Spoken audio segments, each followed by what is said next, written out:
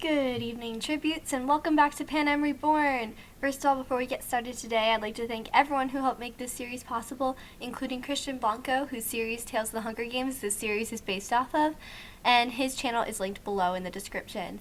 I'd also like to thank Andrew McLean, whose art is featured in this series. Thank you so much to Andrew for letting me use his art. His blog is also linked down below. I'd like to thank my editors as well, Anna, Octavian Sthesia, and Raby, and I really appreciate all the contributions you two have made to this series and helped to shape it. And I just want to let everyone know as a reminder, the Q&A will be this week at the end of this episode, so please stay tuned for that. Please do not click away, because I'm going to be answering your questions that you posted on the video for the 106 games. So I don't think I have any other announcements for this time, so without further ado, let's dive into Panem for today. This year's Games coverage commenced in an unusually entertaining manner as Rosalia Sanchez announced she would be inviting her first ever co-hosts to assist in reporting on the Games. The new co-hosts were revealed amid widespread speculation to be Camilo Anderson, great-grandson of former Anderson fashion magnate Agnes Anderson, as well as Cordelia Breen, up-and-coming fashion model and granddaughter of the late second incarnation head game maker Anastasia Breen. As one may recall, head game maker Breen was unfortunately found dead alongside her husband Ludovic in their Capitol apartment after the events of the 99th Hunger Games and an altercation during a suspected home robbery. Despite this unforeseen tragedy, Cordelia Breen had lived as a normal girl in the Capitol, courtesy of some kind Capitolites who helped smuggle her mother to safety during the Gaul administration, as she had been a baby at the time, and her mother grew up to meet and marry another escapee. Cordelia was popular among younger Capitolites, seen as a pop culture icon to imitate and follow. Meanwhile, Camilo Anderson was a rising star in the new Capitol, in the process of rebuilding his grandmother's fashion empire from the ground up. Known to others to have just as sharp a tongue as his fashion sense, Rosalia was eager to host Camilo on her coverage program. Reaping coverage commenced extra early on Reaping Day for the 108th Games in order to allow audiences to be introduced to the new co-hosts. Rosalia arrived and entered the studio in an eye-wateringly orange dress, declaring aloud to anyone who would listen that it represented her excitement for this year's Games.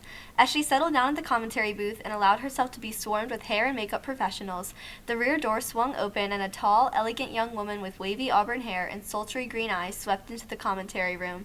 She glanced around at the various happenings around the room, from camera operators tinkering with the lenses and tripods for the morning, to harried interns dashing between production staff with scalding paper coffee cups and trays of pastries, to a relaxed Rosalia sticking her nose in the air to allow her cheeks to be powdered and blushed. The woman appeared a bit overwhelmed, but quickly seated herself near Rosalia.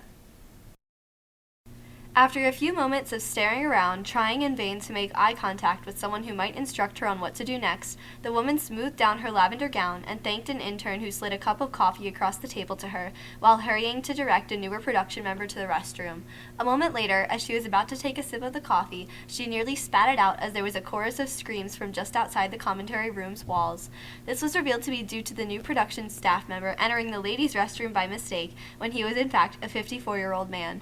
As the chaos calmed down, the young woman turned to the freshly made-up Rosalia and politely thanked her for inviting her to co-host the game's commentary, to which Rosalia beamed and replied, "No problem at all, Cordy dear." Another moment of chaos erupted a minute later as Camilo Anderson and his entourage arrived in the commentary room, sporting matching lemon-yellow tuxedos. Rosalia blinked and muttered to Cordelia that the three of them were certainly going to be a bright-looking group on camera, wincing at the juxtaposition of her orange dress, Cordelia's lavender gown, and now Camilo's bright yellow suit.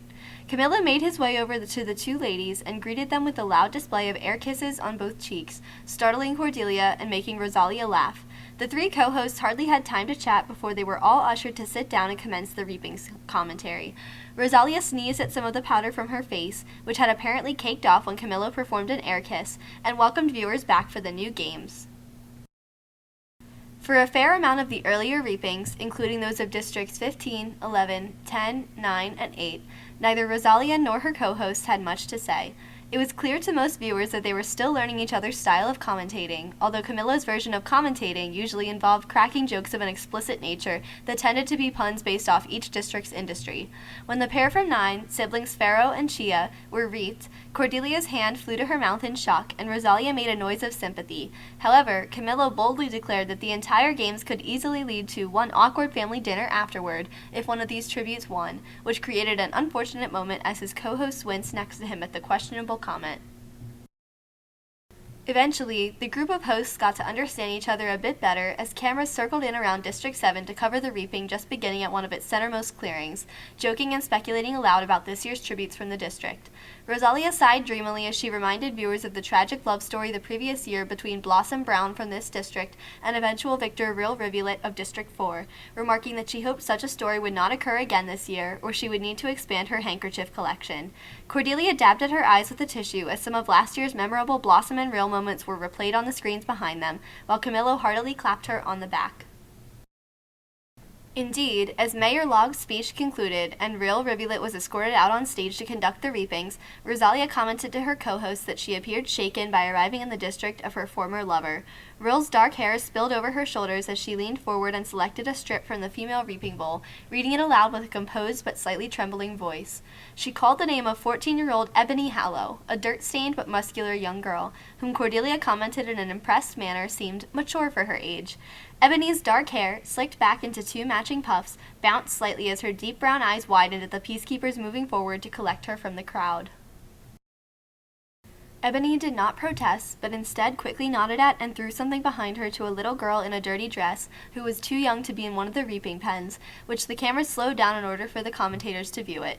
Camillo noted that the object looked like a cream puff, although Cordelia slapped him on the wrist and berated him while scolding that he was just hungry and looking for an excuse to talk about food. Instead, Rosalia identified the object as a small, engraved brooch, perhaps a lucky family heirloom that she was giving the girl to sell. Cordelia slyly recalled the notorious replica of a brooch worn by Mirai Kobayashi that had been used in Mercury Valen's games 2 years prior by a tribute. However, the commentators were soon disrupted by the announcement of the male reaping results. Real Rivulet stepped over to the male reaping bowl and took a deep breath before drawing another name, squaring her shoulders. She read aloud the name of 16-year-old Oakley Barbosa, whom the cameras revealed to be a tall boy with wild dark hair and piercing eyes. He looked around at the approaching peacekeepers and the staring onlookers, and to the shock of many viewers, he cracked an ironic grin and began to laugh loudly. After several moments of this, during which he was grasped under the elbows by peacekeepers and taken up to the stage, the laughter turned into a hacking cough and hastily ceased. He continued to grin at the crowd from the stage while Cordelia frowned at his lack of decorum. Once the tributes were presented to the crowd as their representatives from District 7 for this year's games, they were sent away to visit their family members and board the train to leave for the capital. Ebony embraced and comforted a herd of children, whom Rosalia presumed to be from the local orphanage in the district. She gently promised them that she would do everything she could to come home to them, shedding a few tears into an orphanage matron's dirt-stained apron. Oakley was clapped on the back by a disappointed-looking father and younger brother, although he himself appeared more amused than dismayed by having been reaped. Gallus Tressel, the stand-in mentor for District 7, met with the pair as they boarded the train and dug into a variety of meats, cheeses, vegetables, fruits, and a large pomegranate tart sitting at the head of the table. While he attempted to talk to them, he was distracted by their messy eating habits, as Ebony spilled chocolate pudding on the white tablecloth, and Oakley inhaled an entire rack of lamb in the space of a minute. Once the pair had enough to eat and were contentedly sitting back in their seats, Gallus inquired about their skills and talents. Ebony replied that she was no lumberjack, but that she could make a mean apple crisp. Gallus sighed and remarked that he had never seen a tribute encounter a situation in any arena in which preparing an apple crisp would have helped them escape danger. Oakley calmly replied that he was a lumberjack's apprentice and had plenty of experience with many different types of axes, to Gallus's excitement and Ebony's annoyance. He then serenely asked Gallus if he would like him to demonstrate these skills on him, to which Gallus hastily coughed and asked if they would like to watch some past games instead. Ebony declined and drifted off to take a nap, while Oakley appeared interested and took Gallus up on the offer. Ironically, Gallus was forced to turn the volume all the way up while watching the 105th games, due to being able to hear Ebony's snoring from a compartment over. As the pair watched the coverage of Isla Panem hiding and observing for most of the games before being hunted down by Heifer Muller in the finale, Oakley's wrists seemed to be clenching and unclenching while he gritted his teeth and appeared irritated. Gallus asked why Oakley was agitated by watching Isla's performance in the games, to which he replied that it had been frustrating to watch his district come so close in recent years but have the wind swipe from beneath their noses every time. Gallus nodded but wisely declined to comment in response to his tirade, not wishing to upset his tribute further. Ebony soon returned to the seating area and watched the running games coverage intently, turning to her district partner and mentor and squaring her shoulders as she declared that she was tired of losing her classmates and friends to the games and wanted to win. The other two nodded at her solemnly, all three sharing a moment of somber silence before the train soon pulled into Mace Station.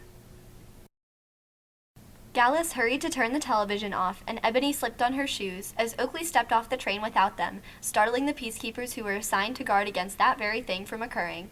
As the sleepy Ebony wandered out of the train escorted by Gallus, yawning loudly, Oakley brushed directly past the eager Capitol audience and waited at the entrance to the limousine that was assigned to escort them to their accommodations, completely ignoring the crowd. Ebony, on the other hand, was delighted to greet children and entertain their loud, rambling conversations, even marveling at their Victor action figures and helping a little girl retrieve an arm from her Lena Sirigon figurine that fell off and rolled near Ebony's foot.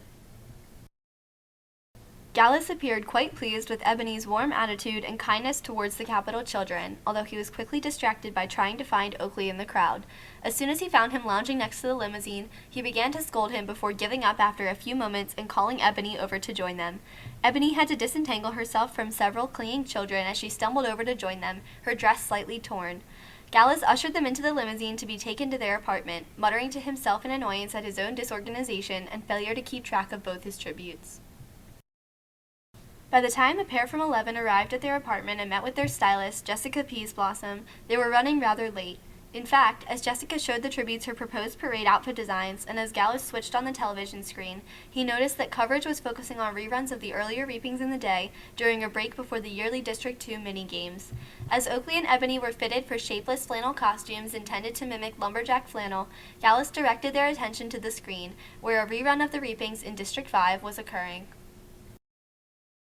Through the screen, they watched Real Rivulet step up to the female reaping bowl and remove a slip, struggling to project her voice over the loud machinery operating in the reaping clearing that Rosalia could have sworn was louder than in past years.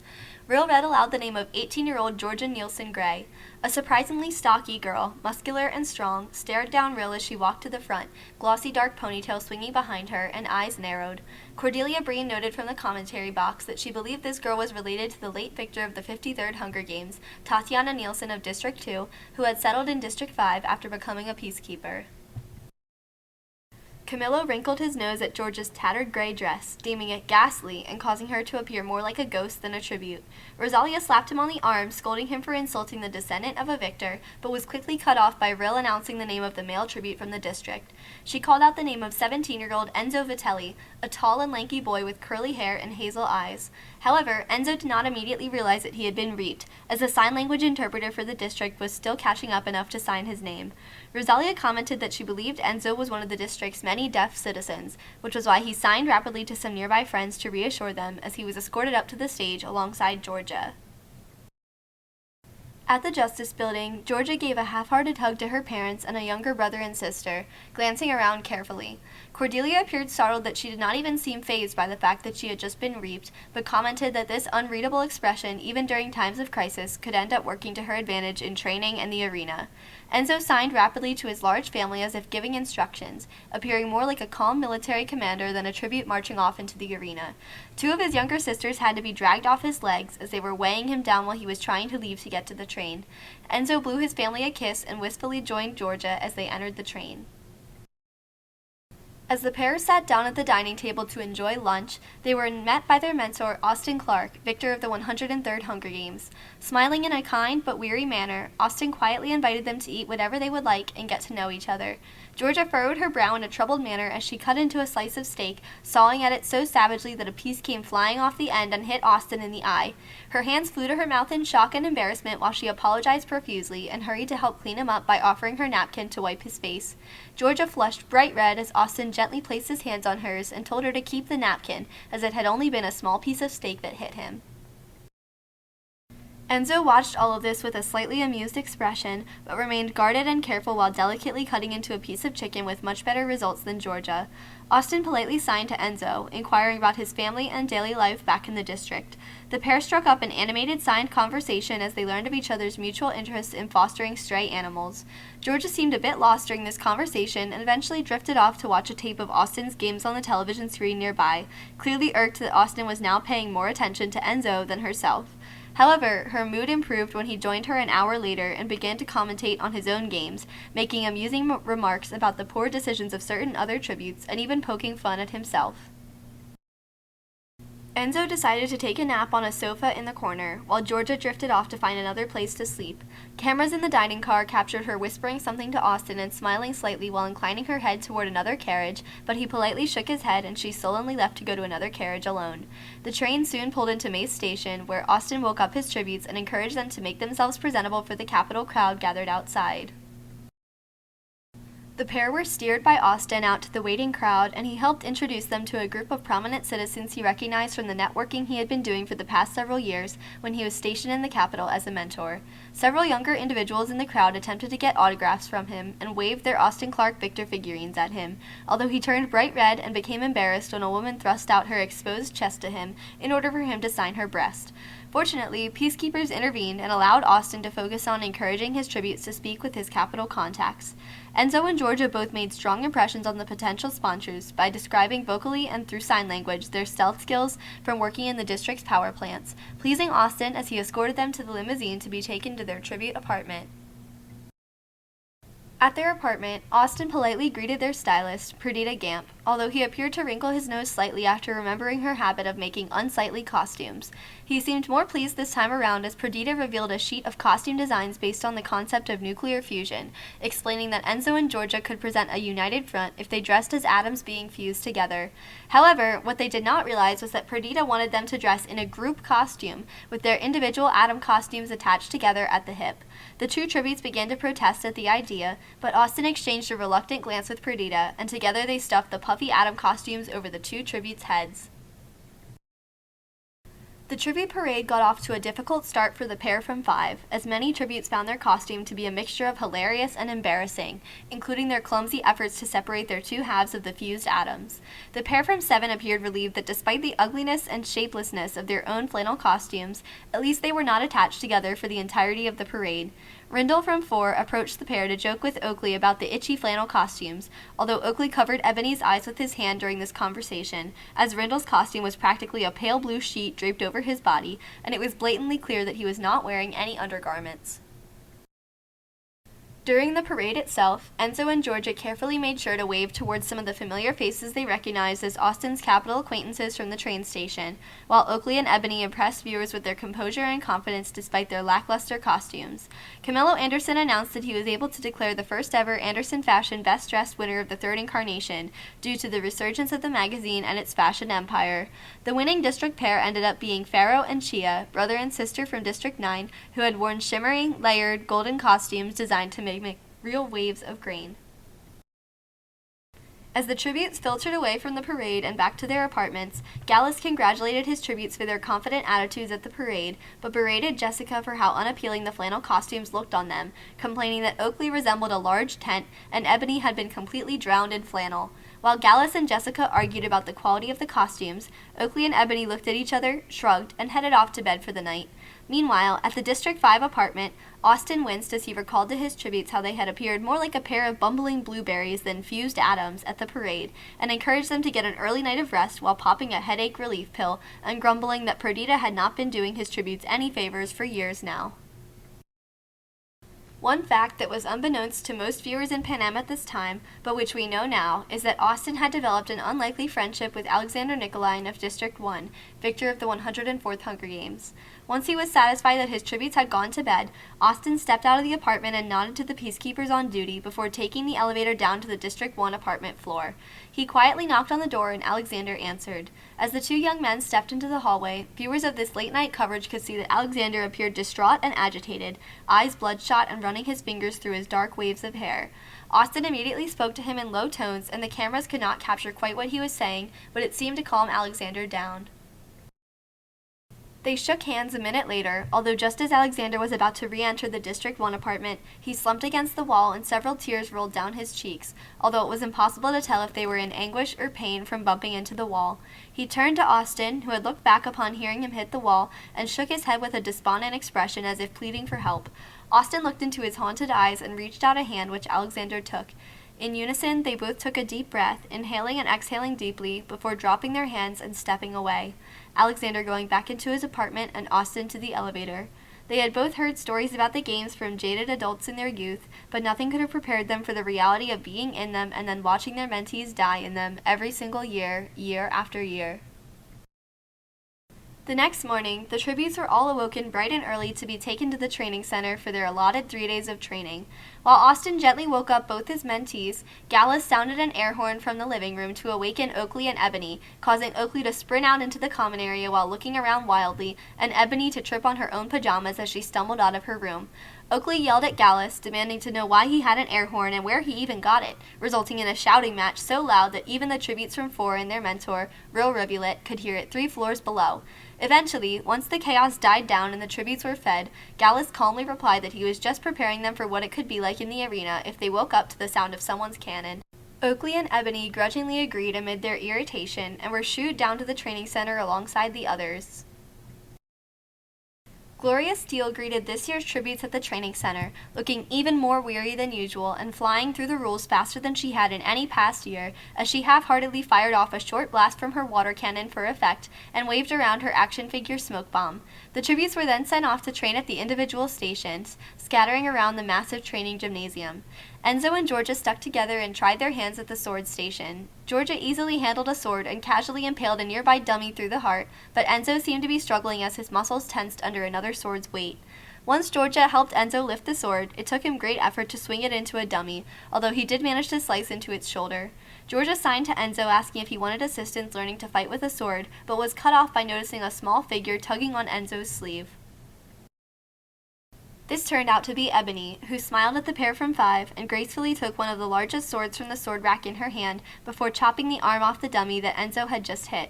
Enzo and Georgia stared in shock as Ebony turned to them and stuck out a hand, offering an alliance. The 2 tributes looked at each other and accepted, nodding to her, as Ebony asked them if they could teach her how to use her size to her advantage. The group made a mutually beneficial agreement for Ebony to help teach Enzo heavy lifting and Georgia combat tips, while they would teach her how to dodge and duck like they did climbing around the power plants in their home district. Meanwhile, Oakley immediately headed to the Axes station and picked up 3 axes with a single hand, intimidating Renee from 15, who fled the moment she saw him approaching. The axe station ended up being the only station Oakley worked at over the 3 days of training, hurling axe after axe into targets and dummies with deadly accuracy, and sometimes even double-wielding them as he sparred with a trainer. Most tributes avoided the station entirely, fearing that they would be accidentally axed if they got too close to it, and fearing even more the muscles of the tribute practicing there. Ebony helped Enzo grow more confident with handling weapons, trying to speak clearly so he could read her lips, and using Georgia as an interpreter when necessary. Commentators remarked on the unique but cooperative relationship between the 3 tributes, noting the surprising level of respect present between all of them. Ebony also sparred with Georgia, and the pair quickly improved their combat skills with each other. Enzo and Georgia also used the gauntlet station to demonstrate speed and evasion tactics to Ebony and encouraged her through her many tumbles and falls. Overall, Rosalia and her fellow commentators agreed that this year's crop of tributes certainly seemed like a strong and skilled group, and that they were excited to see how they would fare in their Game Maker evaluations.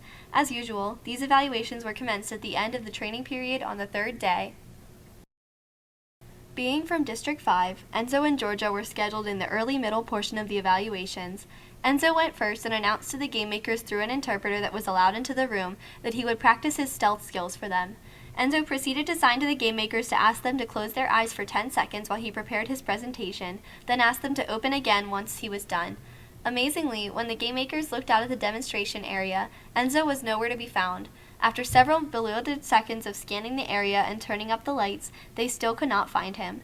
Enzo casually dropped down in front of the observation window into the floor and grinned, as he had been clinging to the strip of metal between the top of the observation deck and the ceiling. Several of the game makers stumbled back in shock, but most were thoroughly impressed by Enzo's display and politely applauded as he exited. Georgia entered next and announced that she would be performing a display of her sword skills, asking that the game makers fire holograms at her from the edges of the room. They carefully complied, with the Lock twins nodding to another game maker near a control panel and having him press a button. Instantly, several doors opened in the walls and sent a steady stream of holograms firing at Georgia. She raised her sword, closed her eyes, inhaled, exhaled, and charged. As the game makers watched, their neutrality turned to appreciation. Georgia cut down every single one, kicking and punching while slicing at heads and chests and thighs with her sword. As the final decapitated dummy dejectedly rolled back out of the room, a breathless Georgia turned back to the game makers, who thanked her for her time and made flourishing notes about her on their notepads. After the pair from 6 had demonstrated their skills to the game makers, it was Oakley's turn. He entered the room, nodded to the game makers, and headed directly for the axes. Without saying a word or even looking up to see if they were paying attention, he collected all of the axes from the rack and asked if they would send some holograms at him. The game makers obliged and triggered a series of holograms to charge at Oakley, who casually stood in the center of the room and appeared almost bored. The moment the first hologram neared him, he hurled one of his axes so hard it sliced through several holograms in a row. As a circle of holograms closed in around him, Oakley picked up 2 more axes and spun around in a tight circle, dragging the axes through the holograms and causing them to stagger back and fade away. He hacked and slashed at the remaining holograms with such effortless ease that even the game makers, who had seen many axe displays before, were surprised at the fact that he did not break a sweat during the performance. He calmly exited the room without looking back as soon as he had finished off the final hologram, tossing his axes behind him. Ebony entered a moment later to find the harried game maker settling back in after ordering Avoxes to clean up the axes left by Oakley on the floor. Ebony proudly announced that she would demonstrate her agility, having a smaller scale version of the gauntlet station brought in for her performance. Over the course of the next few minutes, Ebony charged through the gauntlet, nimbly avoiding the whacks administered by a team of Avoxes. As she vaulted over the last obstacle on the course, she beamed and turned to see the impressed game maker team taking notes. That evening, back at the tribute apartment, each district waited with apprehension and excitement to hear the training scores announced on Rosalia's live show. At the top of the pack in a surprising turn of events, there was a 3-way tie. With a score of 11 each was Flora from 1, Aries from 2, and Georgia from 5. Right below them with scores of 10 were Rindle from 4, Oakley from 7, and Ebony from 7. Enzo was slightly further down, earning an 8, but most tributes this year had impressed the game makers and scored above a 5 during their demonstrations. Austin was overjoyed at his tribute's success, throwing his arms around Enzo and Georgia as they heard the scores. Georgia seemed to enjoy and linger in the hug a little too long even after Enzo had stepped back, startling Austin and causing him to leap backward while hastily coughing. He told the tributes to be proud of themselves for their scores, but that they needed to get some sleep in order to be in good shape for their interviews the following night. Gallus, in the meantime, appeared pleased at his tribute's excellent scores, though he masked it with a gruff expression as they walked in the door to the apartment. He shooed them off to bed after a simple congratulations and warned them to start thinking about answers to potential questions they might be asked at their interviews by Rosalia. Rosalia entered the stage at her live show in a stunning brown dress covered in tiny plants, which she described to the audience as a living dress and one of her own designs. There was much speculation as to what arena this dress represented, although the audience hardly had much time to think, as they were quickly greeted with the arrival of Flora from 1 on the stage. The interviews proceeded as normal, containing a mixture of laughter, banter, and tears shed by both tributes and the audience. Georgia emerged when it was her turn, sporting a glittering silver dress which, when a small button on the wrist was pressed, shot small fake lightning bolts from the shoulders. She was poised and calm throughout her interview, calmly stating that winning the Hunger Games was in her blood, a reference to her ancestor, Victor Tatiana Nielsen. The Capitol crowd cheered loudly at her poise and confidence as she said this, continuing to show great enthusiasm for Georgia even as she exited the stage after the interview. Enzo appeared next alongside an interpreter, perfectly groomed in a silver suit with the same lightning effects as Georgia's dress. Capitol crowds swooned in particular over his dark eyeliner, which accentuated his hazel eyes in sharp contrast. Rosalia inquired about Enzo's family and if he had someone back home, to which Enzo cheekily signed that he knew he had some admirers but was keeping his options open. He was very well received by the audience and was almost drowned in a sea of roses thrown at him by adoring citizens in the front row, forcing his interpreter to hastily help usher him off the stage and send several interns to clean up the flowers. A few tributes later, Ebony emerged in a flowing tan dress with concentric brown rings, designed to appear like the inside of a tree. She was instantly adored by both the crowd and Rosalia, who remarked that she seemed surprisingly mature and skilled for her age. Ebony continued to charm viewers with her polite and shy answers to Rosalia's inquiries about her life at the orphanage and what it had been like when she was reaped. She admitted that she hoped to return home to the younger children at the orphanage who relied on her for guidance. Oakley arrived after her in a matching suit to Ebony's dress, though it appeared as though the suit was struggling to contain his muscles. He received a slightly less enthusiastic reception from Georgia, Enzo, and Ebony, but quickly impressed the audience and Rosalia with his cool and calculating nature, asking if Rosalia wanted to hear the 10 different ways he could kill a person with an axe, startling the interview host. He assured the audience that even if they had no reason to believe in or sponsor him at the moment, they would certainly think otherwise once he arrived in the arena. This stunned the viewers and Rosalia into silence for a moment before the audience broke into applause, while Rosalia recovered quickly and thanked him for his time in the interview. Once the final interviews of the night with Renee and Etienne of District 15 were concluded, Rosalia closed with her classic "Good night, Panem." There was little ceremony or celebration after the interviews, as most mentors instead focused on getting their tributes to bed in order to be ready for the games. Gallus threatened his sevens with a honk from the air horn if they did not go to bed on time, but once they had both retreated into their rooms, his face softened into a worried expression and he turned off the air horn. Austin brought in Enzo and Georgia for a group hug before promising them that he would do everything within his power to get them through each day. He reminded Enzo to look at the sky each night to see which tributes died, as it would serve him well when calculating who he would still be up against if he survived the bloodbath. He also reminded Georgia to work with her district partner and continue their alliance with Ebony, whom he considered an asset to the group. Bright and early, the tributes were woken up and instructed to dress in this year's arena outfits, which consisted of black bandanas, dark tank tops, khaki cargo pants, and sturdy dark work boots. Many tributes seemed confused by the outfits, wondering what kind of environment would require this endurance gear. Ebony muttered to Oakley that she wondered if the arena was a construction site, causing Oakley to chuckle and shake his head in doubt. Georgia hugged Enzo before they were each taken to their launch rooms and told him that she would attempt to find him at any cost if they got separated for whatever reason. Ebony and Oakley respectfully shook hands before departing to their individual launch rooms. Gallus visited both of them and gruffly wished them luck, grimly joking that he might sponsor them each an air horn in the arena. Austin visited Enzo and Georgia individually, embracing Enzo and telling him that he sincerely hoped he won because he could use a friend. When he went to Georgia's room, she immediately ran up to him and nearly knocked him over in a hug. Austin seemed taken aback but politely hugged her in response, noting that their faces were only inches apart. Georgia let out a shallow breath and buried her head in Austin's shoulder to his surprise, as he awkwardly patted her on the back. Fighting back tears, Georgia told Austin she would try to come back to him. He hastily offered his handkerchief as a tissue, into which she loudly blew her nose. Austin grimaced at the defacing of his handkerchief, but did not have any time to raise this point to Georgia, as all tributes were instructed to get into their launch tubes and the countdown began.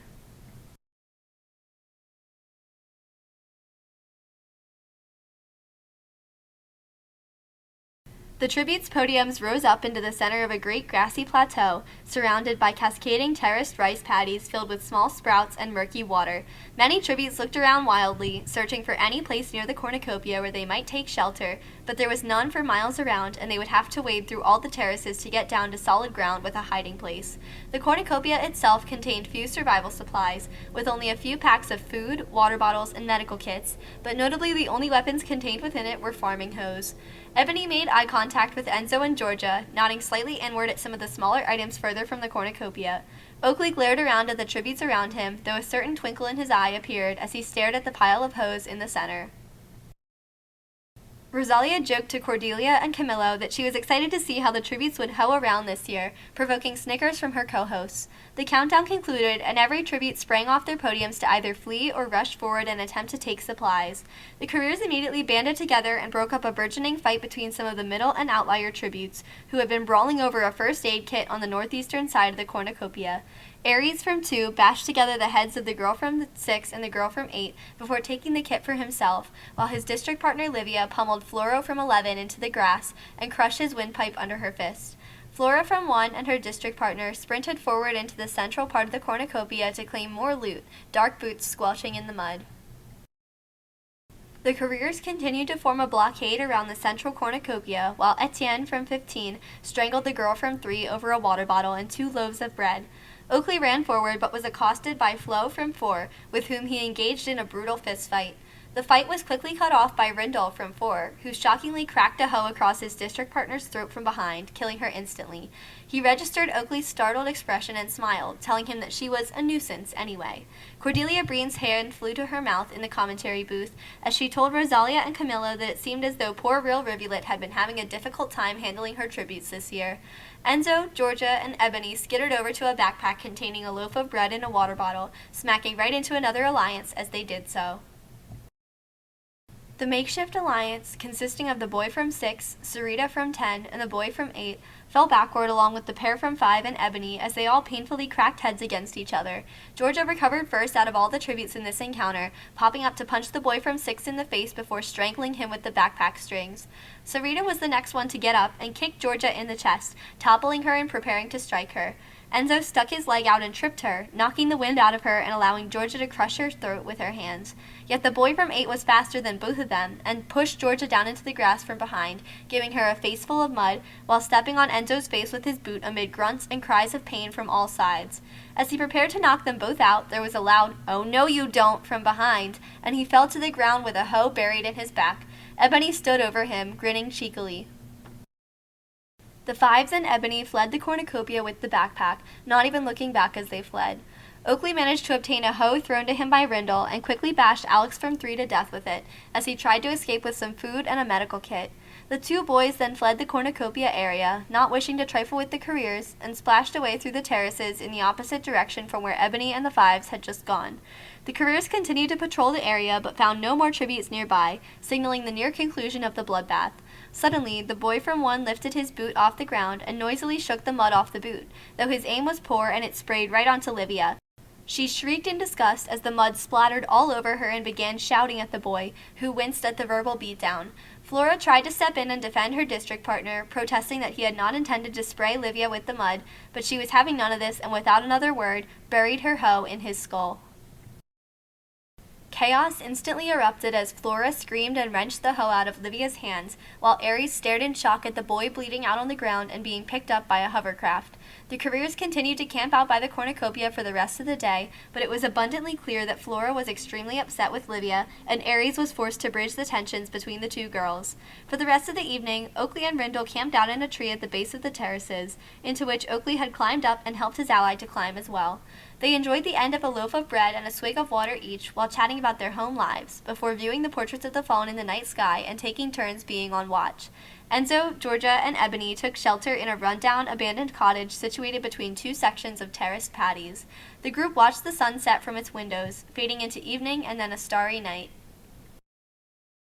The portraits of the boy from 1, both tributes from 3, Flo from 4, both tributes from 6, both tributes from 8, Sarita from 10, and Floro from 11 were shown in the sky that night after the bloodbath earlier, leaving 14 tributes remaining. Camillo Anderson commented on the large bloodbath and compared it to the 104th games, though Rosalia pointed out to him that these games had only half as many tributes dead in the bloodbath compared to his example, embarrassing Camillo as he insisted his intern fact-checker had been wrong and promptly fired him while still on screen.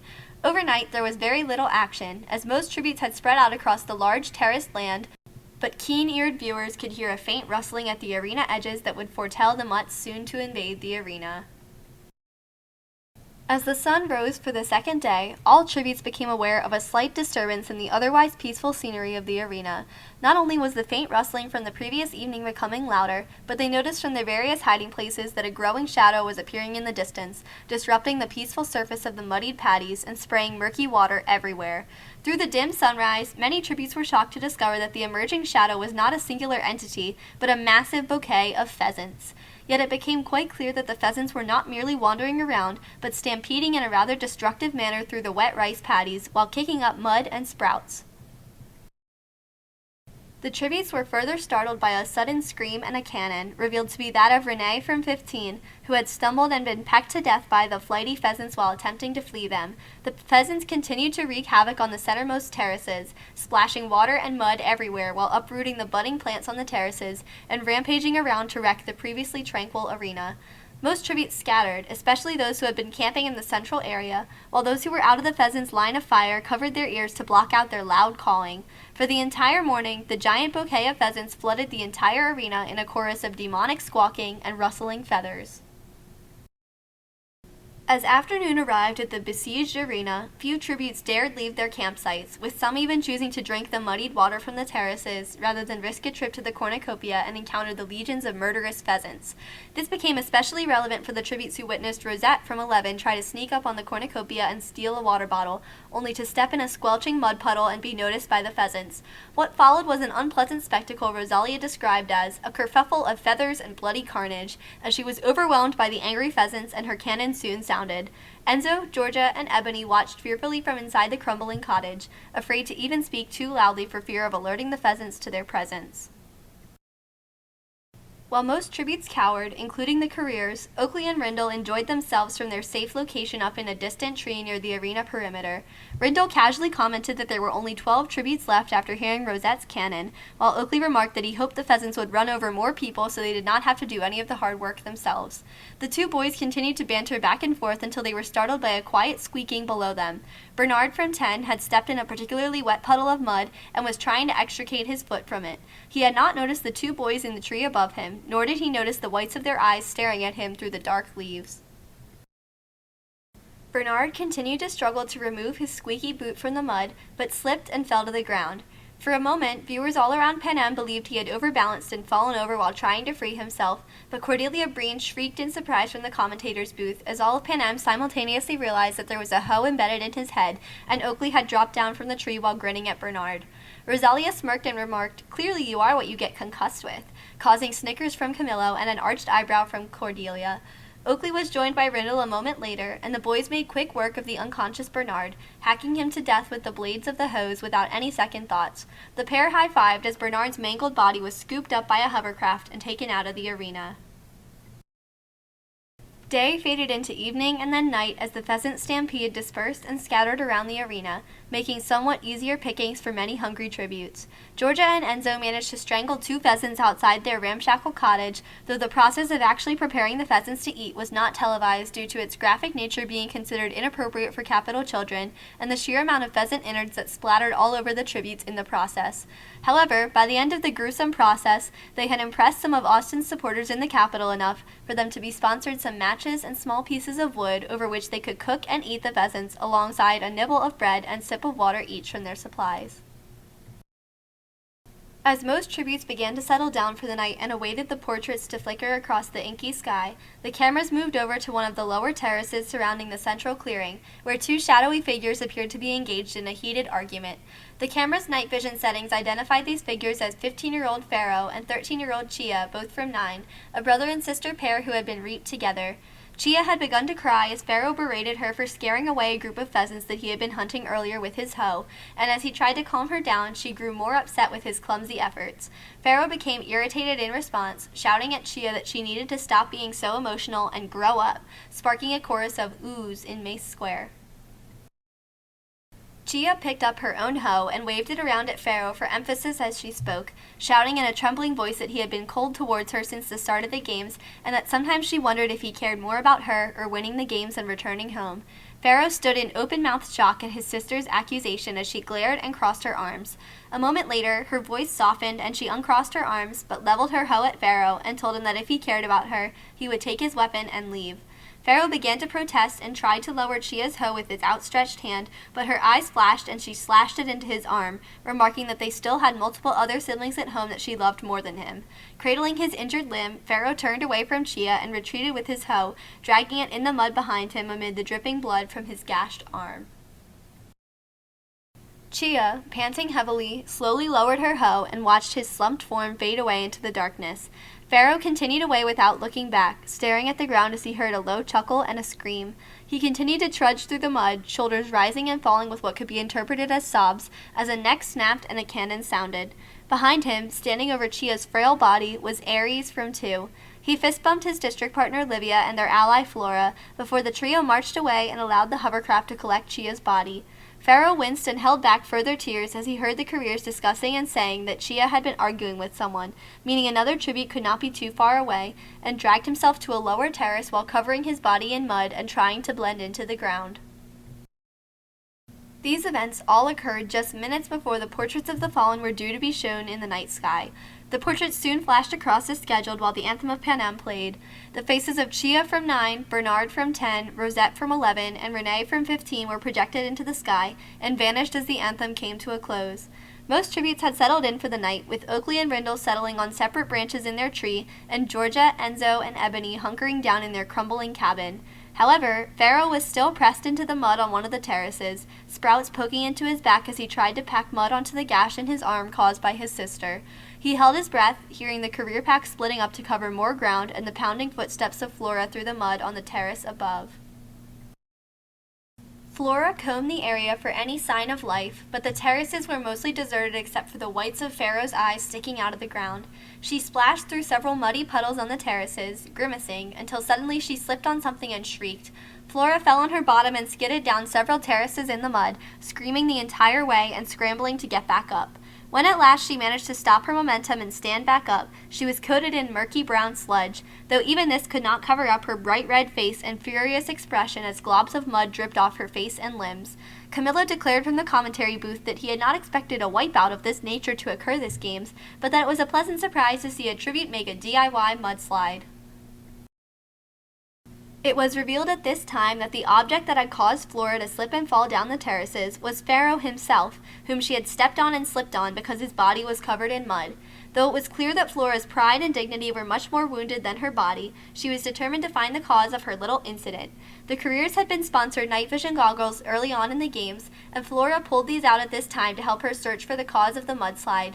She scanned the terraces as her eyes settled on the slightest lump protruding from a lower bank.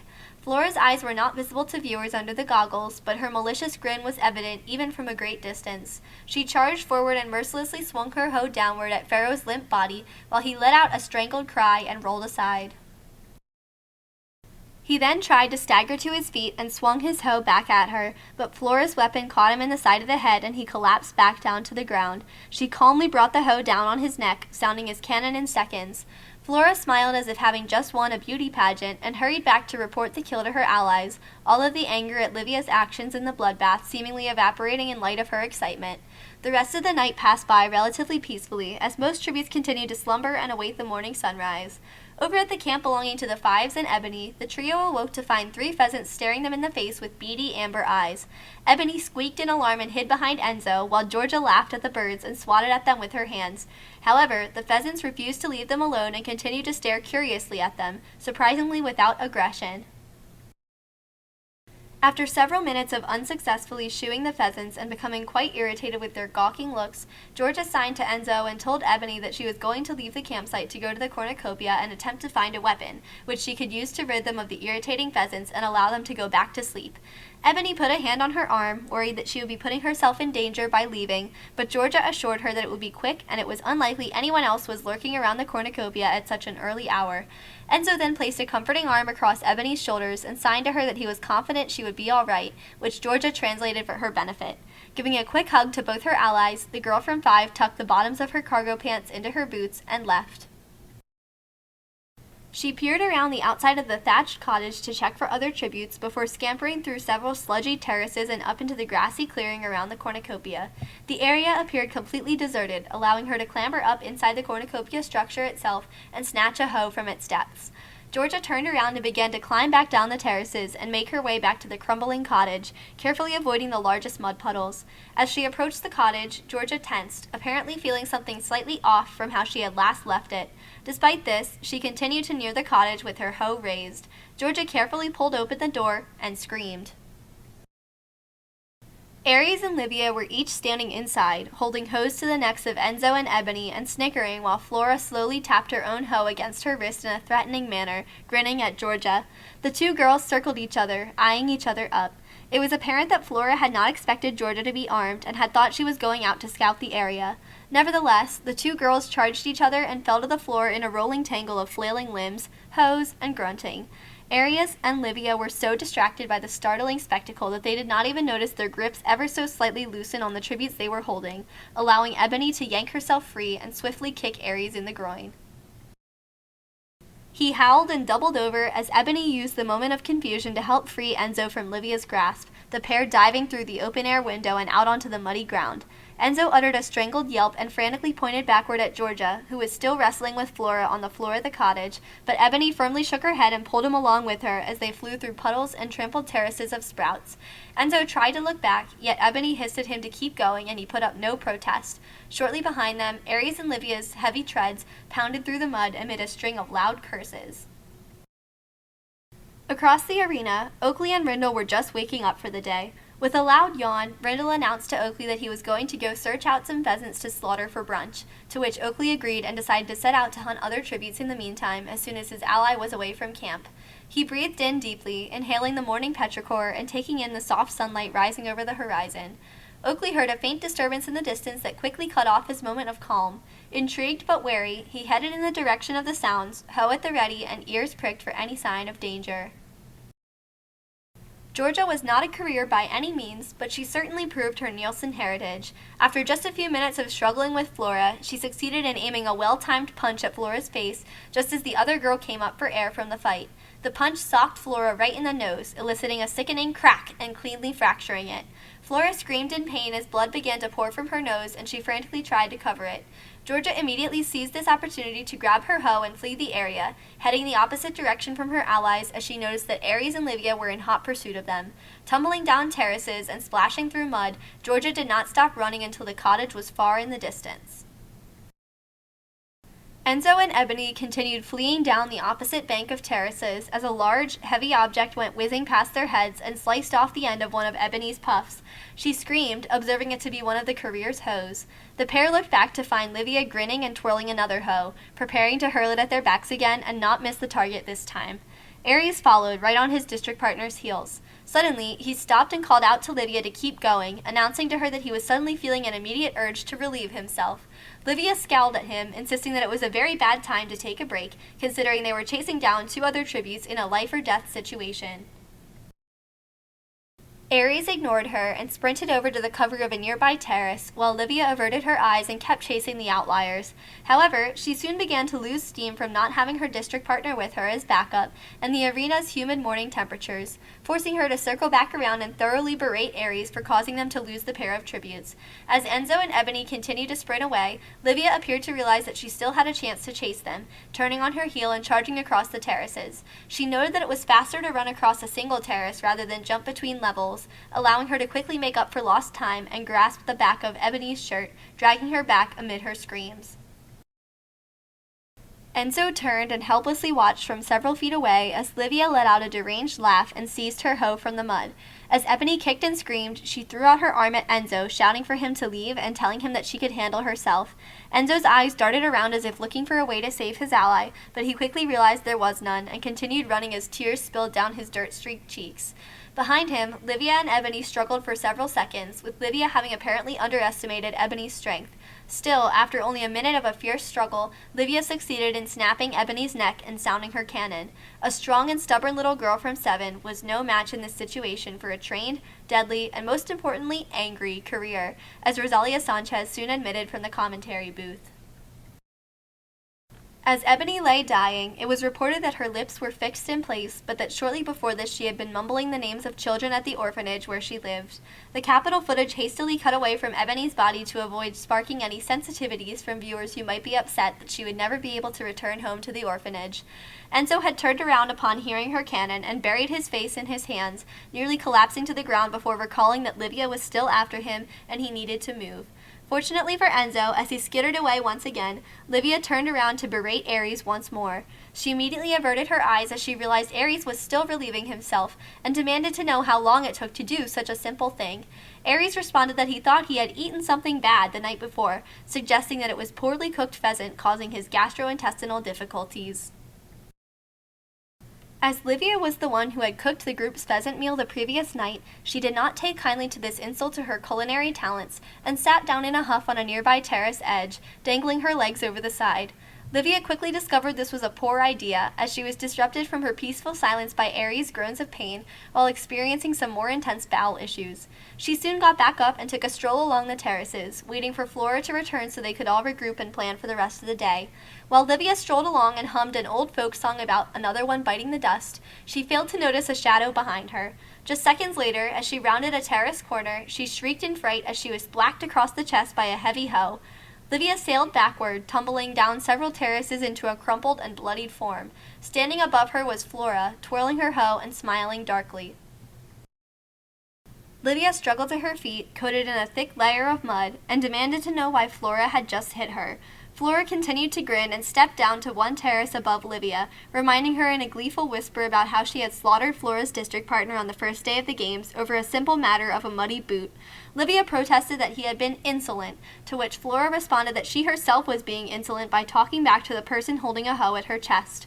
Livia's lip curled in fury and she attempted to leap up to wrestle the hoe from Flora's hands, as Rosalia crudely commented that she had seen people fight about hoes before, but that this usually took place at Capitol parties. Flora had the height advantage, being on a terrace above Livia, and quickly seized the weapon back. Beaming, she swung it straight into Livia's chest, sending her flying backward into open space in what felt like slow motion. She hovered for a moment above the deep valley below, eyes wide in fright and hoe buried in her chest, plummeting straight down and hitting every single terrace along the way. When at last her bloody and mud-covered form landed in a heap at the base of the terraces, her cannon followed not long after.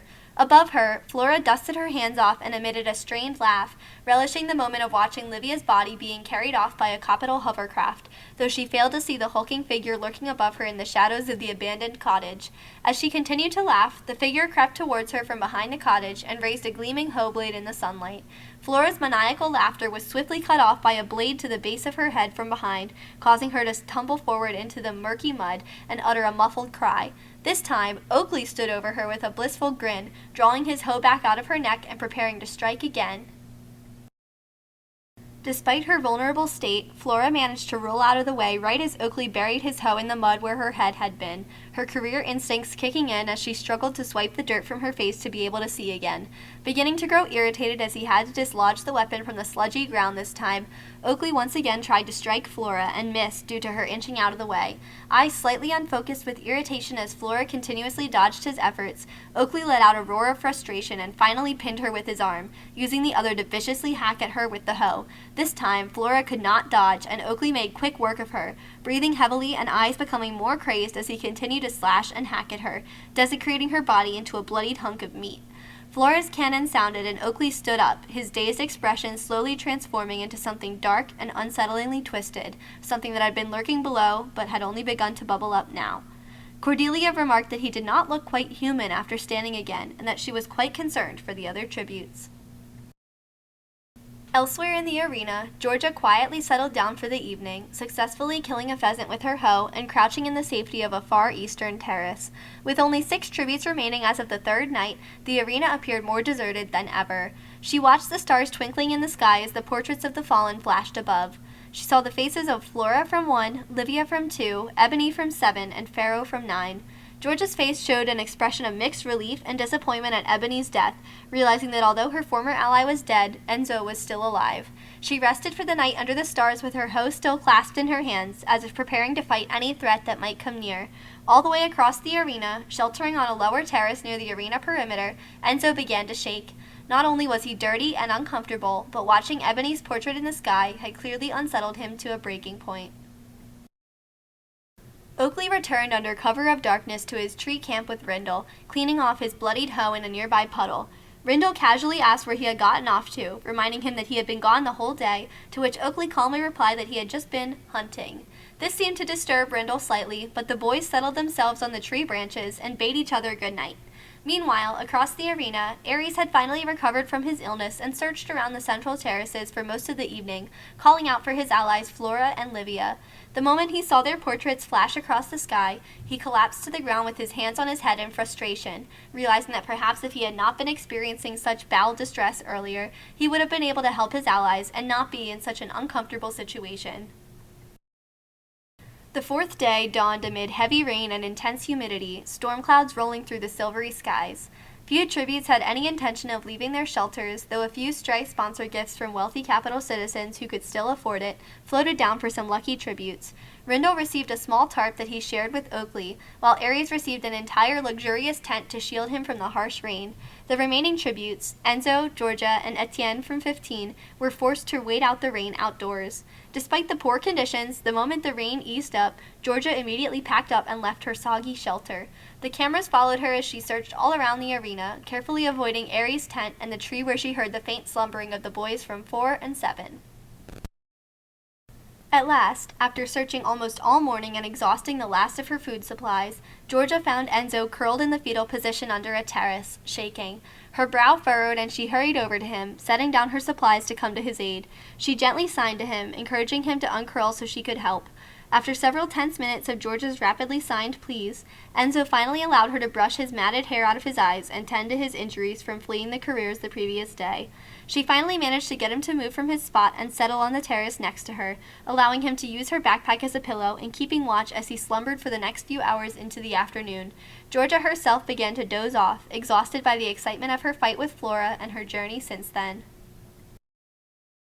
Just as her eyes fluttered closed, content to be in the presence of her district partner, she noticed a flashing across the corner of her vision and jolted awake. Etienne, the boy from 15, was grinning down at them from above and twirling a hoe with a free hand.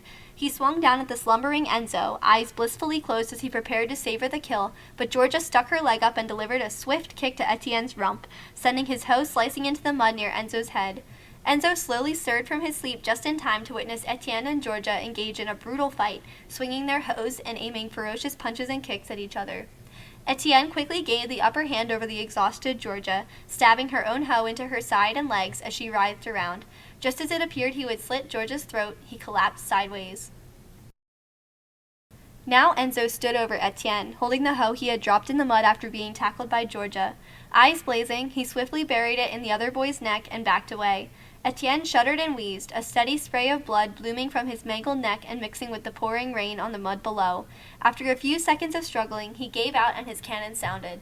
Enzo stared with an unfocused gaze at his bloody hands as Etienne was airlifted from the arena, appearing to audiences as if he was rooted to the spot and lost in some kind of daydream.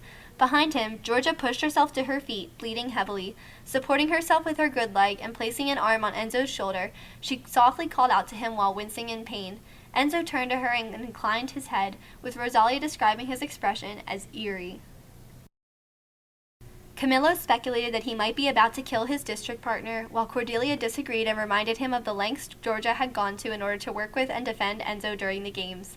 She was proven right just a second later as Enzo's face softened, then hardened.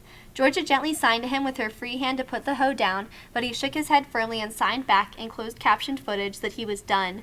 She began to protest, complaining through rapid signs that he was being irrational and needed to calm down, but Enzo shook his head again and signed back to her that he had enough, not only from watching little Ebony die in front of him, but from nearly decapitating Etienne as well. Wheezing and gripping the hoe so tightly that his knuckles turned white, beads of sweat began to roll down his cheeks.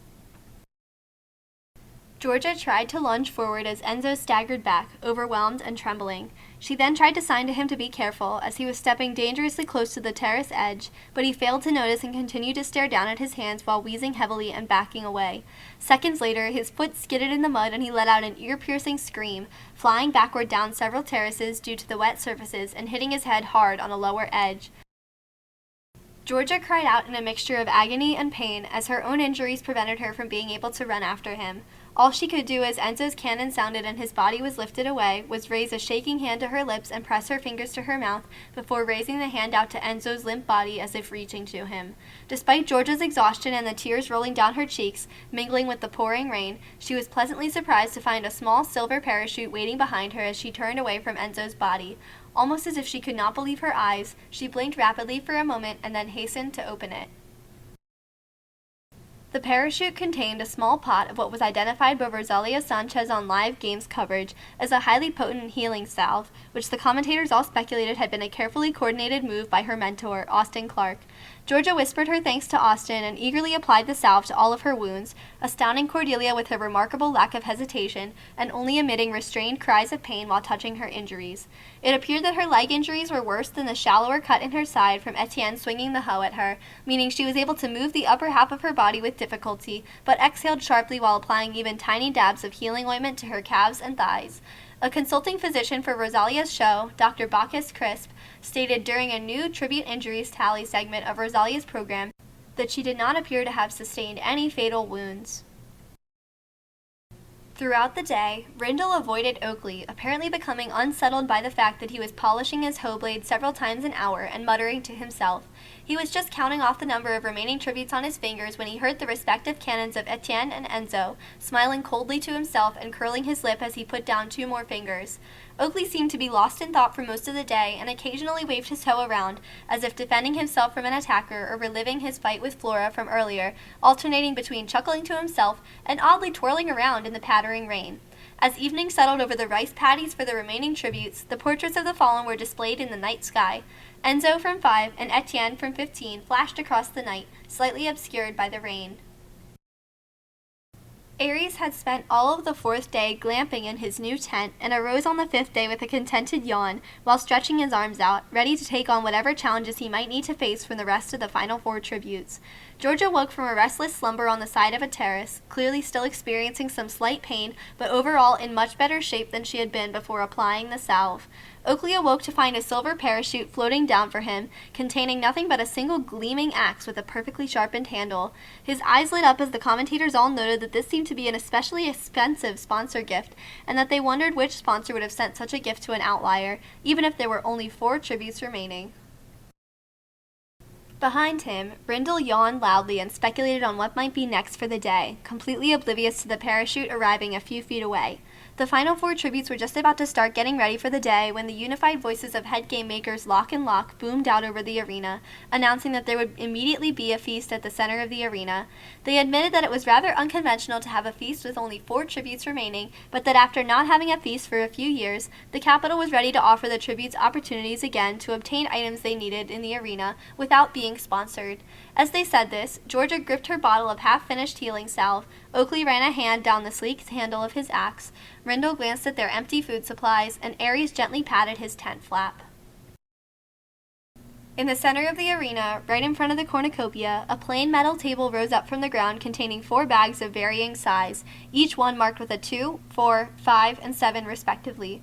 Almost immediately, just seconds after the head game makers wished the tributes good luck and signed off, Aries sprinted up from his campsite to the central cornucopia terrace and seized his own bag before diving into the cornucopia structure and peeking out. The cameras continued to circle around the arena, searching for the other 3 tributes. Georgia was the next to climb up near the cornucopia area, wincing in slight pain as she peered over the top terrace at the structure. Seeing the District 2 bag gone but no tributes around, she narrowed her eyes and settled just underneath the top terrace to wait and watch. Oakley and Rindle had a journey of several minutes to make to the center of the arena, seeing as their campsite was outside a tree near the edge. During this time, the boys were so occupied with their conversation about what could possibly be in their feast bags that they walked right past Georgia crouching on the terrace. She slowly watched them from her position but elected to stay put, evidently sensing that one injured tribute with a single weapon was not going to fare well against 2 uninjured tributes, one of which had an axe and the other of which had a hoe. Oakley and Rindle proceeded up the terraces while talking quietly, as it appeared that Rindle had still not noticed his ally's new sponsor gift, despite its menacing glittering in the faint morning light. The boys poked their heads out over the cornucopia clearing and scanned the area for other tributes, but were satisfied after seeing none and climbed up to the grassy meadow at the top. Oakley guarded the table from the front, armed with his axe, as Rindle scooped up both their bags. The pair failed to notice Aries staring out from inside the cornucopia and preparing to strike. Out of seemingly nowhere, a hoe whistled out from the cornucopia and struck Rindle in the shoulder, sending him crashing to the ground. Oakley shouted in alarm and turned around to help his ally before being distracted by Aries charging at the boys and attempting to steal the 2 bags dangling from Rindle's hands. In his hands was a small, sharp object, identified by commentators as a razor-sharp knife that could easily fit between 2 ribs. Aries grinned and flicked the knife at Rindle, where it lodged itself in his back. He cried out in agony as Oakley swung his axe and attempted to bury it in Aries' chest, but Aries rolled out of the way just in time and leaped to his feet. From the edge of the clearing, Georgia watched the action unfolding with a serene smile, occasionally taking tiny sips from the last of her water in her water bottle. Rindle staggered to his feet and opened the bags, grimacing and wheezing from the intense pain in his back from the 2 weapons lodged in the back of his shoulder and between his ribs. Oakley continued to slash his new axe at Aries, grunting with effort as his hacking became more frenzied and his eyes brighter each time he missed. Aries dodged and made a wild grab for the bags that Rindle was in the process of opening, trying to peek at their contents. Instead, he fell flat on his face in the mud and shook his head to extricate some of it from his hair. Rindle gleefully finished opening his own bag to reveal a miniature trident that appeared to be a children's toy, and Oakley's to reveal a packet of something that resembled seeds. Rindle stared for a moment at his gift, confused why he had been sponsored a small weapon rather than something he could actually use. Rosalia Sanchez placed a hand to her earpiece in the commentary booth and informed viewers that there had been a mix-up on the Game Maker team, and Rindle had accidentally been sent a child's toy trident from a Cappy meal at a fast food restaurant in the capital, rather than a real trident, as had been intended. She reported that while it could potentially bring Rindle as much joy as it brought children around the capital, it was about as useful of a weapon as her sapphire bracelet. Rindle exclaimed in disgust at his gift as the game makers quickly tried to rectify the issue by sending down an actual trident into the arena. However, few had noticed during this time that Oakley had quietly been spreading the contents of his seed packet around Rindle, while the other boy ranted and raved, before stepping back and trying to do the same to Aries. Almost immediately, a wheezing and already dying Rindle froze as a massive shadow descended upon the central clearing, instantly recognizable as hundreds of flapping, squawking pheasants. Oakley took the opportunity to engage in round 2 of his fight with Aries during this time, as Rindle shrieked at the overwhelming amount of pheasants storming towards him and cursed out both Oakley and Aries in no uncertain terms, trying to pull the knife from his back. Within just minutes, a brand new trident sitting just feet away from Rindle, he was taken down to the ground by the pheasants and pecked to death, covered in a variety of colorful seeds. As his cannon sounded, Georgia quirked an eyebrow from just beyond the clearing and gripped her bloody hoe with trepidation, watching Oakley and Aries take each other head-on. As Aries headbutted Oakley, knocking both of them disoriented for a second, she narrowed her eyes and continued to watch with a cool expression. The two boys continued to struggle with each other, Aries unarmed after Rindle's body had been taken away with both his weapons in it, and Oakley still armed with his gleaming axe. Aries slid between Oakley's legs and leaped onto his back, trying to disarm him from behind, as Oakley roared and elbowed him in the face. Aries clutched his nose in annoyance but continued to wrestle with Oakley, successfully knocking him forward into the mud. Despite this, Oakley jerked his arm up and backward, thrusting his axe up at Aries. The boy from 2 dodged and rolled off his back, sending both of them tumbling in opposite directions. Georgia edged around the first terrace below the clearing, hoping to seize her own bag while the boys were tussling on the ground. She scooped it up off the cornucopia table and opened it with glee. To her delight, it contained a gleaming sword as long as her forearm. Behind Georgia, Oakley and Aries had staggered to their feet again and were stumbling towards each other, covered in mud and grass. Oakley grinned a pearly white grin through the mud smeared across his face and rushed forward, though he missed. Instead, Aries was startled to see a long sword handle protruding from his chest, belonging to none other than Georgia herself. Aries spluttered for a moment before Georgia charged at him, yanked the sword back out, and steered it across his throat, sounding his cannon instantly. As Aries' body was picked up by a capital hovercraft, Oakley broke into a delighted laugh and twirled the axe around in his hand, sizing up the girl from 5. Georgia slowly approached Oakley from behind, gripping her new sword and staring at his grass-covered back with cool apprehension. She squared her shoulders, gritted her teeth, and charged. Oakley remained perfectly still for a moment, and Rosalia and her co-host speculated that he was still celebrating Aries' death. However, at the last second, just as Georgia was about to ram her sword into the back of his neck, he darted left and grinned, sending her flying past him. Georgia did not allow herself to be shaken by the dodging and skidded to a halt, sizing up her opponent. The final 2 carefully circled each other, Oakley spitting out mud to his right and Georgia's mouth set in a thin line. While Georgia expressed pure calm and poise as she circled her opponent, many viewers and commentators admitted that they could practically see a wave of manic energy radiating off Oakley, fresh adrenaline from his recent scuffles.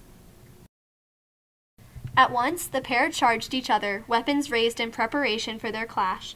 In a great clanging of axe head against sword blade, they fought. Beads of sweat broke out across Oakley's forehead, while Georgia glared at him with striking ferocity. She charged at him, muscles flexing in the dim morning sunlight. Oakley lowered his head as if giving in, ending the fight. Yet as Georgia grew closer and closer, her eyes fixed on Oakley's and vice versa, she could not help but feel that something was off. Nevertheless, she shook off her discomfort and continued to charge at him. Raising her sword, closing in for the kill, Georgia exhaled, only to find an axe head buried in her heart. She keeled backward, her sword clattering to the ground, to reveal that Oakley was dashing toward her again. This had all occurred so quickly that Rosalia Sanchez called for a slow-motion replay in order to analyze what exactly had happened. Upon viewing the replay, it was apparent that Oakley had misdirected Georgia by looking her in the eyes while hurling his axe at her chest, distracting her from his true goal. As he seized his axe from her chest and buried it again and again, his eyes lit up in a dark delight amid his hacking and sawing, nearly severing some of her limbs with his wild attacks. Within a minute, he dragged the blood-soaked axe out of Georgia's body, slowly standing up in the full glory of the sunlight to reveal his imposing figure once more. It was at this time that head game makers Lock and Lock announced Oakley Barbosa of District 7 to be the victor of the 108th Hunger Games. He stretched his arms in the air in delight to bathe in his excitement, the bloody axe appearing almost to be an extension of him as he casually glanced at Georgia's weapon and remarked, "Too bad, ho's mad." As a hovercraft arrived to tend to his injuries and escort him out of the arena, he waved a cheerful goodbye and blew a joking kiss to the bouquet of pheasants fanned out across the rice paddies, obliviously pecking in the mud. Oakley was examined by Capitol physicians and determined to be in relatively good health, with the exception of some non-fatal injuries he had sustained during the final battle. However, as some of his wounds became infected in the days following the conclusion of the games due to dirt and mud having entered them in the arena, he was detained for a few days to allow for cleaning of the wounds and avoidance of further infection before being cleared to appear for his victor's interview.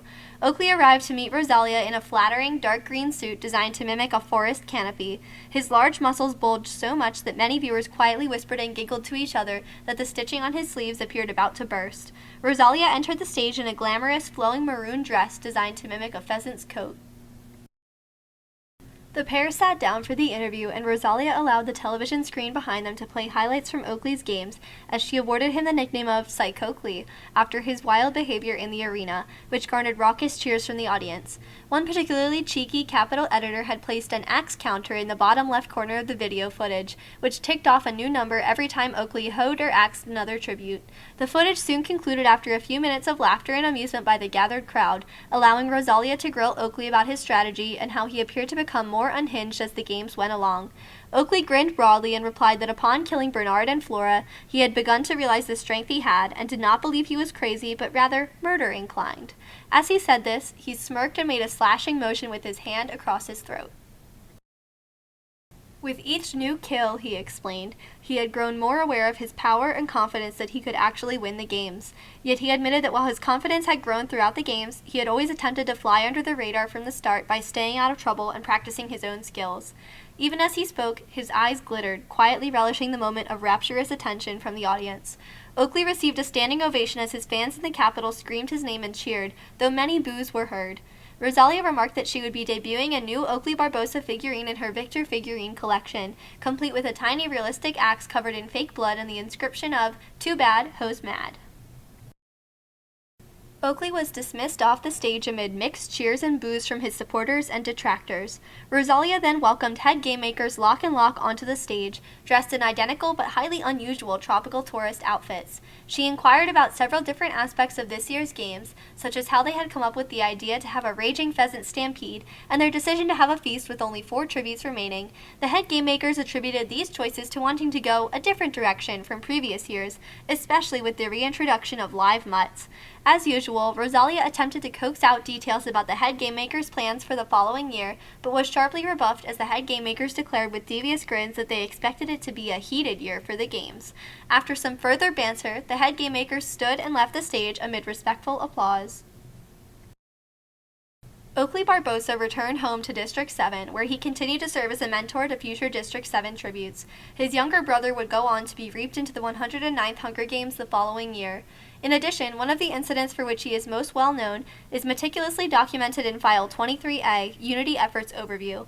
Though the contents of that file explain themselves and it would be more prudent to direct readers to its contents, it is also understood that he had a son, Amir, who was reaped for future games. Please consult File 23A as well as the conclusion of File 110's chronicling of the 110th Hunger Games for more information on this subject. Another incident, referenced earlier in File 104, involved Oakley, Alexander Nicoline, and one particularly sharp egg cup at a Capitol party. From this point on, Oakley held a grudge against Alexander and became even more committed to ensuring the success of the District 4 and District 7 mini-career alliance, despite the 1s and 2s. He enjoyed a working relationship with Real Rivulet despite having helped kill her mentee in his games, and the pair would go on to become power players among the district mentors and with sponsors. Oakley was well known to apply his energetic intensity to mentoring and conducted impromptu axe training sessions on the train rides to the Capitol, sometimes shouting at his tributes to try harder and act like they meant it, although he was eventually somewhat sobered by the events of the 110th Games and their aftermath. Thank you guys for watching. I hope you enjoyed this installment of Panem Reborn, File 108, and I hope you'll continue watching and supporting the series. It's always very nice to see all the supportive comments, and it really makes me want to keep writing, so thank you so much for all that. I wanted to quickly remind you guys, please join the Discord if you are a viewer of this series. I promise Oakley Barbosa is not going to axe me in the head if you do not do so, but I encourage you to do so anyway. And remember, this episode, in a few seconds, we're going to have the Q&A, so if you guys can stay tuned for that, please do so. Thank you. Hi guys, So we're going to do a Q&A now. I hope you guys are excited because I'm going to be answering some questions from the YouTube comments on the 106 games, and I hope you guys are ready. So first question, how many games are you planning to make? I'm planning to make 75 games, so 8 of them are out now, so we got some more to go. Do you feel the pressure when writing these games? Yes, definitely. Pretty much every single episode, I just worry that people are going to think it's not what they were expecting or not what they were hoping for. I know the series is not going to be the same as Tales of the Hunger Games for obvious reasons, like I am not the same person as Christian, I don't have the same writing style as him, but I hope that you guys can continue to enjoy the series as much as possible, and I hope that you will continue to watch. Outside of the Hunger Games, what are some of your other interests? I really like fashion. I like space, as you can tell by this tapestry here. I also really like listening to music. It's nice to like listen to music when I'm doing chores or doing work or whatever. And I also have this little bubble tea plush. I do like bubble tea very much. So that's also one of my favorite interests, is like going out, getting drinks with friends. Not alcoholic drinks, just, you know, fun non-alcoholic drinks. What's your favorite district? 5 or 15? I gotta see what I do with 15 in this series because I'm still working that out myself. Which are your favorite pictures from each of the 3 incarnations? Pre-reclamation, Michelle. Post-reclamation, Lynetta Marai, for obvious reasons.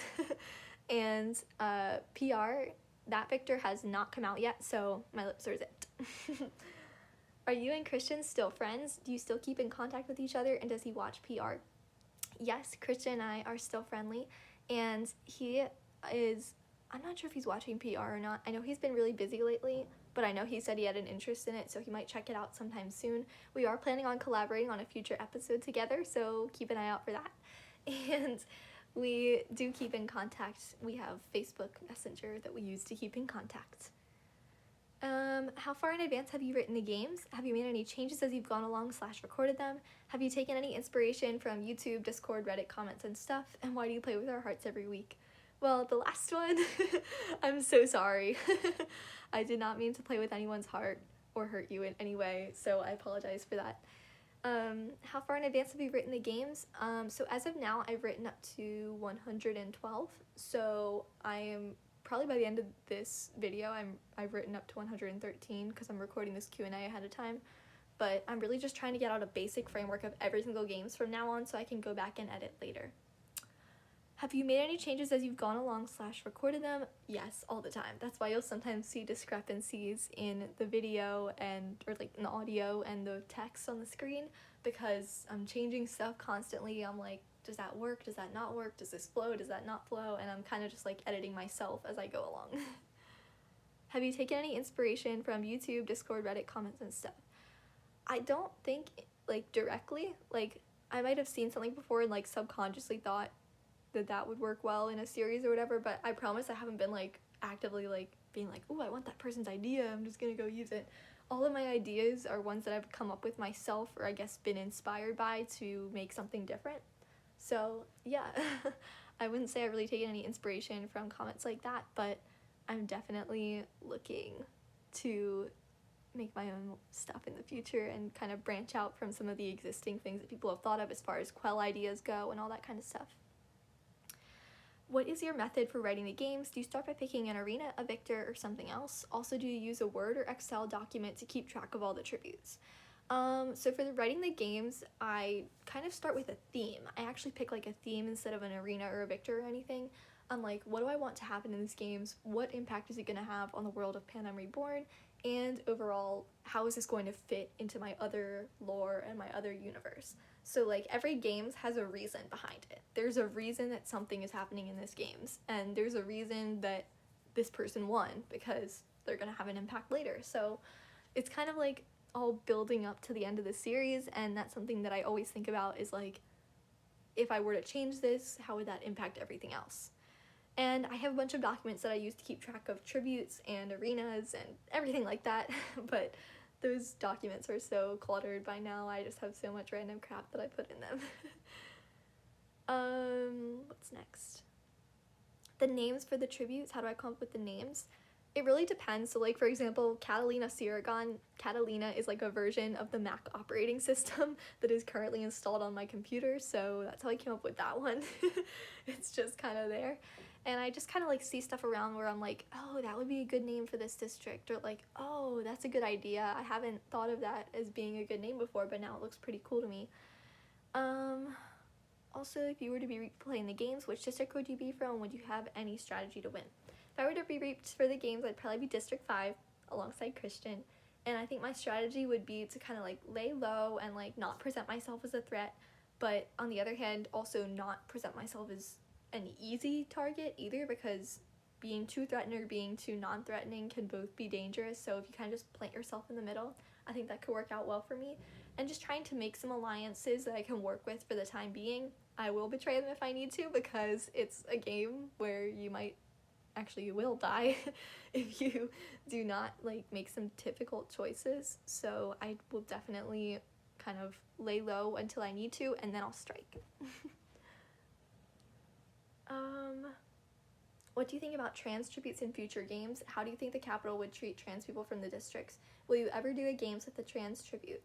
Okay, so this is a difficult question. Christian and I have both talked about this before and both pondered it.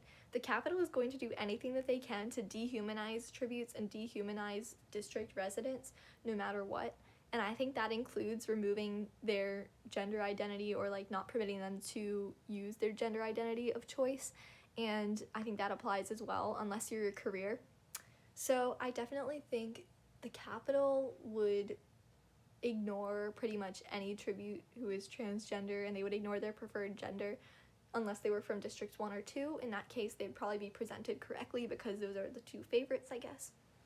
And I definitely think one of the things that the capital would do is, the capital, they're the ones who write the history, whether you like it or not. And even so, like, this historical document that is Panem Reborn, this whole like dossier of files and stuff, that is like based off information from mostly capital documents. The capital are the ones who write the history in this universe.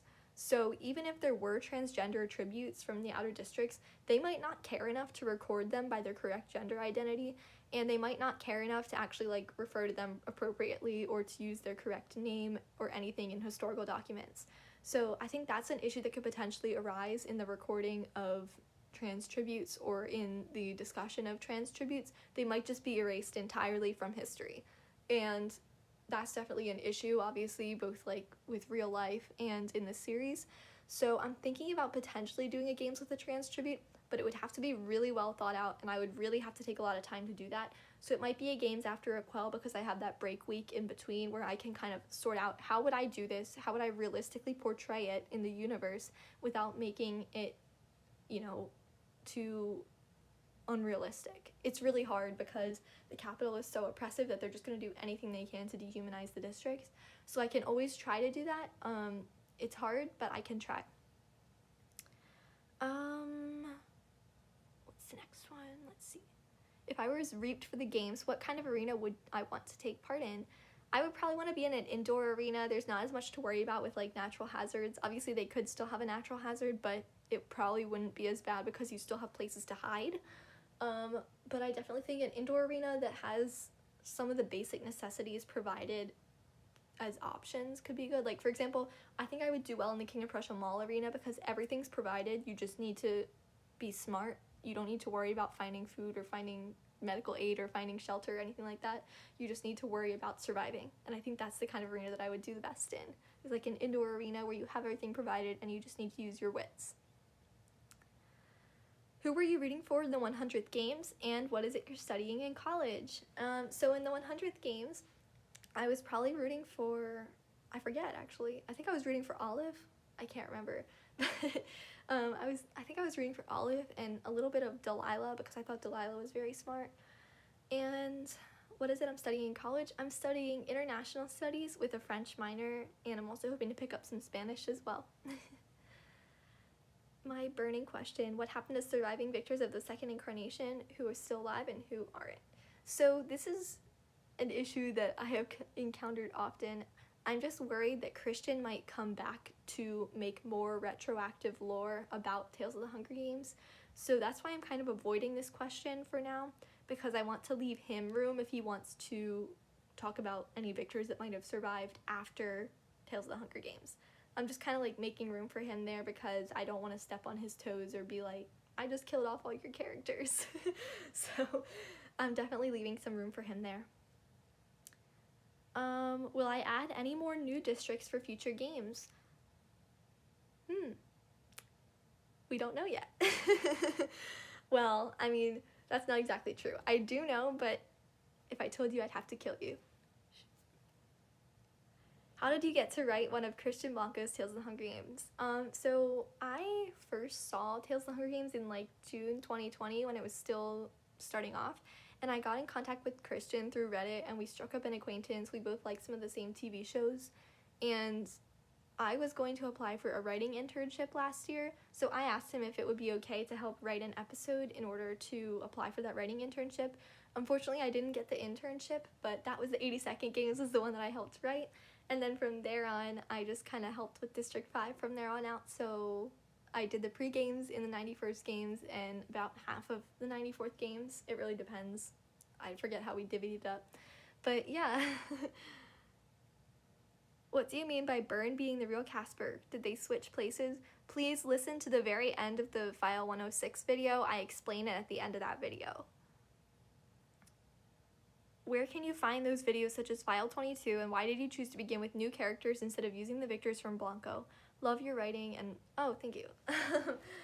So, File 22, I'm thinking about potentially expanding on some of these other files after the series is over, or potentially like writing them out instead of sharing them through videos, but I don't know yet. These other files are just there because they are also part of this dossier. They're talking about different aspects of the lore of Panem Reborn, and I'm really excited to write those or potentially explore more of those because they are really interesting. I have a whole list of all the files in one of my documents with lore in it, so I hope to explore some of those. Why did I choose to begin with new characters instead of using the victors from Blanco? Once again, I want to leave room for Christian in case he wants to come back and redo some stuff or kind of reorganize some of his old stuff, so I want to leave some room for him there. And also, I always think I would rather start with new characters than mischaracterize someone else's characters or potentially portray them in a way that doesn't make sense. I wouldn't want to do that. It's a lot of pressure to portray them in a way that someone else did, so I would not want to step on any toes there.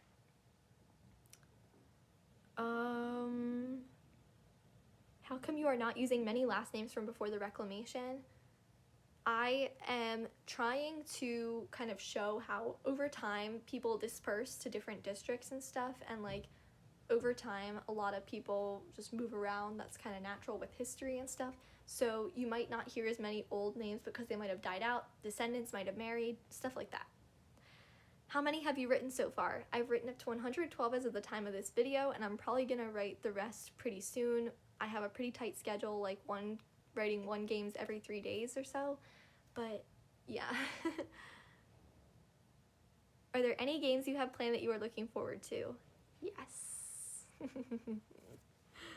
Now I have a question. The 105th Games, is Heifer gay, or does he just really like Janvier? Okay, so this is an interesting question. I would probably say yes, Heifer is gay, but he's probably very closeted because he is in District 10, and I would probably consider District 10 to be a little bit homophobic.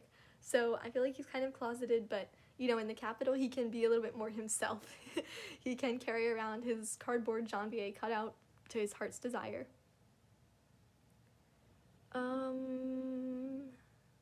Let's see, 1 or 2 more questions. What kind of characters do you like to write about the most?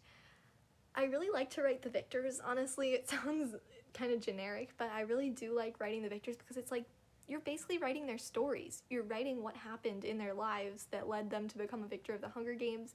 You're writing about their entire lives, basically, because you're also talking about them as mentors. So I kind of have grown attached to them. Like, they're like, kind of like, I don't know, little friends inside my head or whatever. That probably sounds like a crazy person, but they're very, like, fond figures for me. You helped to write the 82nd Games, right? Do you know why Lynette was holding a firework when she was reaped? Yes. Well, I mean, that's a pretty Lynette thing to do. I'll just leave it at that. What microphone do you use and how do you edit your videos? So I edit my videos using GarageBand to edit the audio, and then I put it into iMovie along with screenshots of all of these slides. And what microphone do I use? I think I have it over here. I use a TKGOU mic. It is the, what's the model? It does not say what the model is. It's just a TKGOU mic. And last question. During the 103rd games, there was a lot of hype for D10 and speculation that they were the focus tributes, when in reality, both died relatively early. How does it feel to see people draft and hope for a tribute to win when they don't even appear as a focus tribute? Oh man, it's so entertaining. I just laugh every single time I see it. It's pretty hilarious watching people draft horribly wrong drafts, because I know everyone's going to be screaming at me later. They're going to be so mad. Like, I know with Merci in 106, everyone was so salty about that, but it's just fun to watch because I'm like, haha, missed it by that much. So that concludes the Q&A, guys. I hope you enjoyed it. I hope you got some clarity on the questions that you had, and I hope to see you more in future videos. Bye!